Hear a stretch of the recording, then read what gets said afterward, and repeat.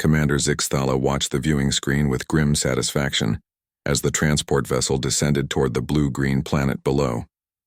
Inside the reinforced containment unit lay their ultimate weapon, a creature so terrible that even the hegemony's most hardened warriors refused to look directly at it. The thing they called Vorthak had been discovered in the deepest void between galaxies, feeding on the remnants of dead stars. Its crystalline carapace could deflect plasma cannons, its 6 limbs could crush durasteel, and its psychic shriek had driven entire crews to madness. The hegemony had lost 17 ships just capturing it. The humans will break within hours of its release, Zixthala muttered, her mandibles clicking with anticipation. Their primitive world will surrender, and will claim their resources without firing a single shot. The transport ship landed in what the humans called Central Park, a patch of greenery in the heart of their largest city. As the containment unit cracked open, Vorthak emerged into Earth's atmosphere with a bone-chilling roar that shattered windows for blocks. The creature stood 12 feet tall, its obsidian scales gleaming in the afternoon sun, violet eyes burning with alien malice. Citizens screamed and fled as Vorthak began its rampage, each step leaving smoking craters in the ground. Military forces scrambled to respond, but their projectile weapons bounced harmlessly off the creature's hide. Zixthala watched from orbit, already composing her victory report. Then something unexpected happened. A small human, barely 3 feet tall with golden hair tied in ribbons, wandered into the creature's path.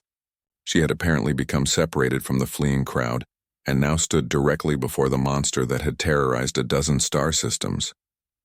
Vorthak reared back, preparing to unleash its devastating psychic scream, but the child looked up at the towering nightmare and said something that made Zixthala's blood freeze in her veins. "Kitty!" The creature paused, tilting its massive head.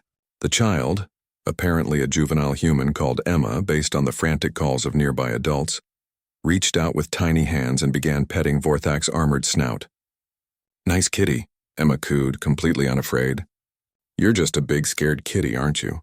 Vorthak, destroyer of worlds, conqueror of the void, made a sound that no being in the galaxy had ever heard it make before. It purred. Zixthala nearly fell from her command chair. "Impossible!"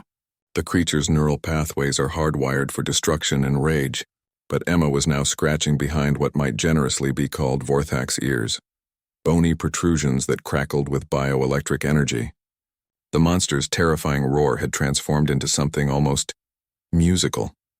Its violet eyes, moments ago burning with hatred, now gazed down at the small human with something resembling affection. "Can I keep you?" Emma asked, wrapping her small arms around one of Vorthak's massive limbs. "I'll feed you and brush your scales and everything." The creature, this unstoppable force of nature that had reduced entire civilizations to rubble, gently nuzzled the child's cheek and began following her toward the edge of the park. Emma's parents, who had been frozen in terror, slowly approached. Zixthala expected the monster to reveal its true nature and strike them down. Instead, Vorthak positioned itself protectively between Emma and any perceived threats, including the approaching humans. "Emma, honey," her mother said carefully, That's not exactly a kitty." "He is too," Emma declared, now braiding flower chains around Vorthak's horns. "He's my kitty. His name is Mr. Whiskers." Mr. Whiskers, formerly Vorthak the World Ender, seemed to approve of this designation. It settled down on the grass with a contented rumble that registered on seismic equipment across the city. Over the following days, Zixthala watched in growing horror as humanity's response to their ultimate weapon became increasingly domestic. The creature that should have brought Earth to its knees was now wearing a pink collar with a bell. Emma had taught it to play fetch using abandoned cars, and it had learned to be gentle with its massive claws when she painted its talons with glittery nail polish. The human military, rather than continuing their futile attacks, had set up a perimeter and were now taking photos. Someone had created merchandise. There were already social media accounts dedicated to Mr. Whiskers and Emma's adventures. The breaking point came when Zixthala intercepted a transmission from Earth's United Nations. Instead of a surrender, they were formally requesting diplomatic relations with the hegemony. "We assume this was a cultural exchange," the human ambassador said in the broadcast. Your gift of an exotic pet was most thoughtful, though in the future, proper quarantine procedures should be observed. Young Emma would be happy to send you pictures of Mr. Whiskers if you'd like. He's learned to roll over. On the screen, Vorthak, Mr. Whiskers, was indeed rolling over on the White House lawn while Emma clapped her hands in delight. The President of the United States was petting the creature's belly and making cooing noises.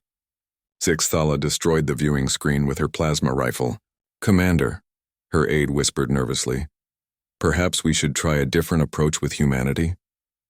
Zixthala looked at the reports flooding in from the surface. The creature that had taken 17 warships to capture was now wearing a world's best pet medallion and had apparently learned to purr lullabies for Emma's bedtime. Humanity hadn't broken under the weight of cosmic horror. They had domesticated it, loved it, and somehow made it genuinely happy in the process. "Begin preparing diplomatic overtures," Zixthala said quietly. "And perhaps we should consider what other cultural exchanges we might arrange." The humans seemed to have a gift for making friends. Far below on Earth's surface, Emma was teaching Mr. Whiskers to high-five with his massive claws, while the former terror of the galaxy wagged what might generously be called a tail. The universe had learned an important lesson.